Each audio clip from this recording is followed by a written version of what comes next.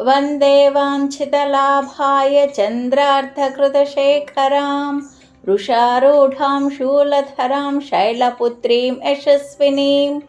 దుర్గామాత మొదటి స్వరూపము శైలపుత్రి నామముతో ప్రసిద్ధికెక్కినది. పర్వతరాజైన హిమవంతుని ఇంట పుత్రిక అయి అవతరించినందుకు ఆమెకు శైలపుత్రి అనే నామము ఏర్పడినది. వృషభ వాహనారూఢ అయిన ఈ మాత కుడి చేతిలో త్రిశూలము, ఎడమ చేతిలో కమలము విరాజిల్లుచుండెను. నవదుర్గులలో మొదటి అవతారం ఇదే. తన పతి అయిన పరమేశ్వరునికి జరిగిన అవమానం ఆమె సహింపలేక సతీదేవి యోగాగ్నిలో తన తనువును త్యజించి మరు జన్మలో శైలరాజైన హిమవంతునకు పుత్రికగా అవతరించెను. ఇప్పుడు ఆమె శైలపుత్రిగా రూఢికెక్కెను. పార్వతి, హైమవతి అనునవి ఈమె పేర్లే.